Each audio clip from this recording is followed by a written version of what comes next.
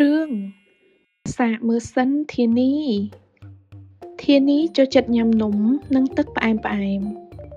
លើកនេះ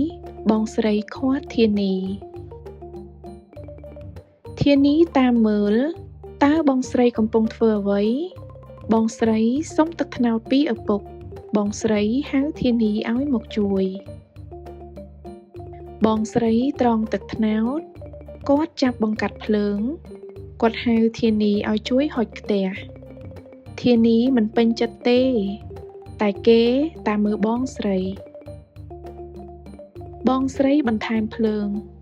បងស្រីរំងាស់ទឹកត្នោតហើយរង់ចាំធានីចង់ដឹងតែធ្វើពើក្លិនឈ្ងុយភាយជុំវិញផ្ទះ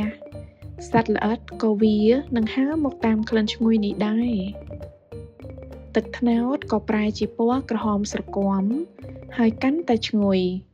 ឆ្មាដូចជានៅមិនសុខទេទឹកត្នោតក្នុងខ្ទះខាសហើយខាប់បន្តិចម្ដងធានីងាកចេញធ្វើហើយពេលនេះឃ្មុំនឹងឆ្មាទ្រាំមិនបានទេធានីហុចធ្នូតាមបងស្រីប្រាប់ធានីក្រឡេកឃើញឆ្មានិងឃ្មុំធានីដូចជាទ្រាំលែងបានដែរហើយពេលបងស្រីដួសស្ករដាក់ចានពេលបងស្រីយកស្ករទៅទុកធានីលបមកចិត្តខ្ទះធានីគៀស្ករដែលក្រាមជាប់បាតខ្ទះគេបៀកដោយម្រាមដៃរួចដាក់ចូលមាត់បាត់ជាផ្អែមឈ្ងុយមែនតើតើនេះគេហៅនំអ្វីបងស្រីនេះហៅថាស្ករត្នោតយើងអាចផ្សំជាមួយអាហារផ្សេងទៀត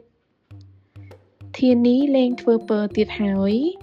គេចង់ដឹងនឹងសាកអាហារផ្សំជាមួយស្ករត្នោតក្លិនឈ្ងុយនៃស្ករត្នោតក្លិនក្រអូបនៃត្រសក់ស្រូវធានីញ៉ាំមិនចិនណាយធានីបានទទួលស្គាល់ស្នាដៃរបស់បងស្រីនៅថ្ងៃនេះគេតាំងចិត្តថានឹងរៀនធ្វើស្ករត្នោតដូចបងស្រីដែរអត្ថប្រយោជន៍នៃស្ករត្នោត 1. ជាគ្រឿងផ្សំសម្រាប់ម្ហូបអាហារ 2. អាចធ្វើជាបង្អែមឬនំខ្មែរគ្រប់មុខ 3. ស្ករត្នោតផលិតពីធម្មជាតិមិនប៉ះពាល់សុខភាពបើបងប្អូនចូលចិត្តអានសៀវភៅរឿងនិទានបែបនេះទាំងភាសាខ្មែរនិងភាសាអង់គ្លេសសូមកុំភ្លេចចូលទៅក្នុង website literacycloud.org ដែលជា website អានសៀវភៅដែលឥតគិតថ្លៃរបស់អង្គការ Room to Read ជួបគ្នាសៀវភៅក្រោយទៀតបាយបាយ